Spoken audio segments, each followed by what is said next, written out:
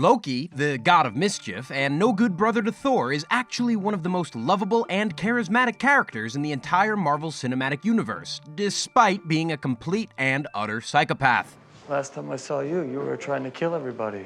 Where are you at these days? It varies from moment to moment. While most other Marvel villains are simply there to act as antagonists in order to make the movies about protagonists, Loki is a fully developed, deep emotional character of his own. Sure, he's got flaws, but nobody's perfect. Surprise! Loki is less a narcissistic villain and more a misunderstood little brother who's developed some major insecurities about himself, mostly stemming from being in Thor's shadow. Who can really blame him?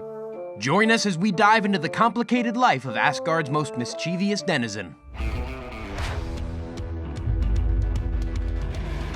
Loki goes by many different monikers, but undeniably his most infamous one is the God of Mischief. While that may sound somewhat menacing and perhaps bothersome, it's also kind of endearing, right? I mean, mischief? You know who's mischievous? Ill-mannered children. Elves are mischievous. He's not the god of destruction or the god of disaster. Nope. Loki is the god of mischief. Would you ever in your entire life describe Thanos as mischievous? No, of course not. He destroys entire universes with the snap of his finger. He doesn't hide your slippers. Calling yourself the god of mischief is borderline adorable. To put it in context, his brother Thor is the god of thunder. You know thunder, like the scary noise that the world makes? Imagine when they were kids and Thor would be harnessing one of nature's most dangerous elements while Loki was loosening the top of the salt shaker. This is gonna be great. How could you not love the God of Mischief, especially when he fancies himself a villain? But therein is the most intriguing question. Is he actually a villain? Sure, he's the antagonist of multiple films, but does that automatically mean he's a no-good bad guy? Loki wants what's best for him. That's just his nature. I'm sure a ton of us can relate to that. He isn't hell-bent on destroying universes, but rather, he just wants to feel important. He longs for power because he longs for attention. He only longs for attention because he longs for acceptance. Who doesn't want that? First, his sights are set on the throne of his native Asgard. The big brother was being difficult, and he did the whole I lick the cookie first, so it's mine routine, and Loki realized he couldn't have what he wanted. So what's a god supposed to do when you can't have what you want? You go for the next best thing. Earth. In the first Thor movie in 2011, our hero Thor manages to thwart his brother's plans of taking over their kingdom and proves himself to be the rightful heir to the throne. That's great for him, but what does that mean for Loki? He's just supposed to accept defeat? Of course not, because he's a lovable rebel who refuses to quit, so he decides that instead of ruling Asgard, he'll claim the silver medal, Earth. In Marvel's The Avengers, Loki makes a heartfelt attempt at taking over Earth, only to be stomped out yet again by his brother, who this time showed up with a whole group of his friends. Loki is basically pleading, you licked the first cookie and told me I can't have it, so I tried to take another cookie and you aren't letting me have that one either. To which Thor says, yeah, I might want that one too. It's mine. You can't have any. Oh, these cookies! Put that cookie down! Now! You see the unfairness here? Loki isn't asking for the universe. All he wants is measly old Earth, but Thor just can't let his brother have anything. Meanwhile, Thor and his pals claim to make all the rules. The hypocrisy! If I were Loki, I'd be pretty annoyed too. Which makes it all the more commendable that he actually starts to show some decency as the storyline progresses. In Thor Ragnarok, Loki is a pivotal component to the protagonist's efforts. Sure, he poses as his father to sit on the throne of Asgard and creates a bit of chaos by constantly turning on his brother, but that's just Loki being Loki.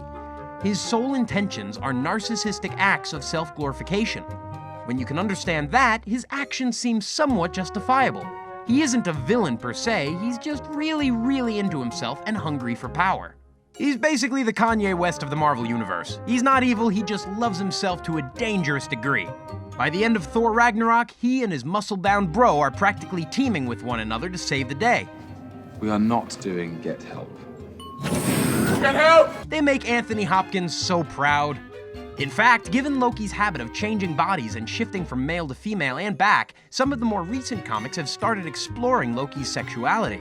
The topic of identity is an extremely valuable one, and there may be no better Marvel character than the God of Mischief to tackle it. Another part of what makes Loki so lovable is that he's a redemption story we can all relate to. He's trying to right the wrongs and be better. Well, sometimes. There's a good chance that'll involve quite a bit of trickery and turmoil, but nobody is perfect, and he's doing his best. His actions may be below standard, but his intentions on a deep and moral level appear to be in the right place. He's a bad guy just itching to be good. He's a troubled soul who feels overlooked and mistreated, which is totally understandable considering his brother is a literal perfect human being. Even Peter Quill got insecure around Thor, for crying out loud. You know Thor? Yeah. Tall guy, not that good looking, needed saving. You can't blame Loki for feeling like he's in the shadow of his big brother and wanting to make a name for himself. You don't need to be a certified therapist to understand the root of his angst. He seeks power because with power comes attention, and that's all he's ever really wanted. Why else be mischievous if not to shine a magnifying glass over the fact that nobody sees you? Loki feels so overlooked and so forgotten about that his entire personality is built on making people regret that.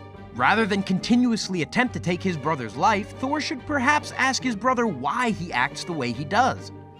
I bet a lot more would get solved if the two of them just had an honest conversation as opposed to intergalactic warfare involving magic hammers and spectral holograms. We root for Loki because we want him to do better. Like any redemption story, we want to see him turn out all right. Do you truly think so little of me? Loki, I thought the world of you. The same can't be said for many other villains in the series. Typically, they're just there to pose a threat and ultimately get defeated. Loki, however, is still there fighting his own battle, an internal one that we all want to see him win. All right, stop! Much like a recovering drug addict who you just want to see get clean, Marvel fans just want Loki to learn the error of his ways and find happiness. Unlike other antagonists from the Marvel Cinematic Universe, Loki is his own character, not just a counter to Thor's protagonist role. Think about it, the majority of Marvel villains fit a very similar mold to their heroic counterpart.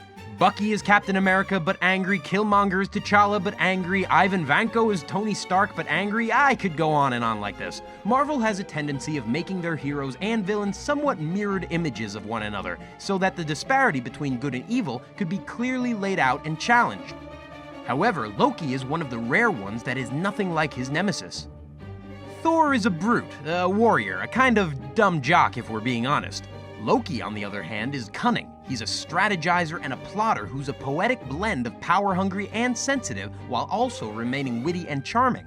Thor is extremely literal, Loki is often sarcastic and coy. Thor is a minimalist when it comes to fashion. Loki appreciates a good style and puts efforts into his looks. The pair couldn't be further from the same, and Loki isn't just some temperamental emo trickster without a cause. He's a deeply troubled character working on getting better. Despite his proclivity for being on the wrong side of the good side, Loki is lovable nonetheless. He and his brother Thor could not be less alike in that Thor's blunt, barbaric warrior style clashes beautifully with his brother's frustrated elegance. Thor is like watching a monster truck rally, while Loki is like watching Frasier. In fact, Loki is so endearing that he even makes a sly joke following the unruly beating he takes from the Hulk in Avengers. I'll have that drink now. It just goes to show that he's funny and doesn't take his mischief too seriously. How many times have you come home from a long day of work kicking your butt not dissimilar from a beating from the Hulk and felt that exact same way? Loki gets relatable humor, and I bet if he had a Twitter account in the Marvel Universe, it would be hilarious. This was a pivotal moment in the evolution of Loki's character, because nothing wins an audience over more than a character taking a beating and still getting back up. In fact, if you think about it, the Avengers wouldn't even exist if it weren't for Loki. They had to assemble to stop his plan from conquering Earth. That's some serious clout right there. Loki was such a threat that the coolest superheroes formed a team so they could stop him. Even though he didn't succeed, that's gotta be quite the pat on the back. Loki's popularity has reached such incredible heights that he'll actually be the focus of a spin-off series for the upcoming Disney streaming service. While details about the show are still sparse, they have officially signed on a showrunner, Rick and Morty writer Michael Waldron. As for the plot, The Hollywood Reporter hinted that the show will follow Loki as he pops up throughout human history as an unlikely influencer on historical events. Wait a second. Traveling through time to influence major historical events? Didn't Wishbone already do that?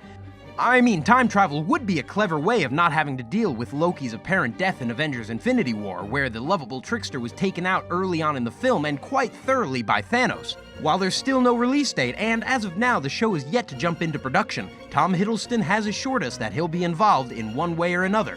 That's a relief. So why is Loki such a lovable, charismatic psychopath? Well, we've covered why he's lovable. We've discussed how he's charismatic. Finally, a psychopath, by definition, is someone who lacks empathy and remorse, and often exhibits bold, disinhibited, and egotistical traits.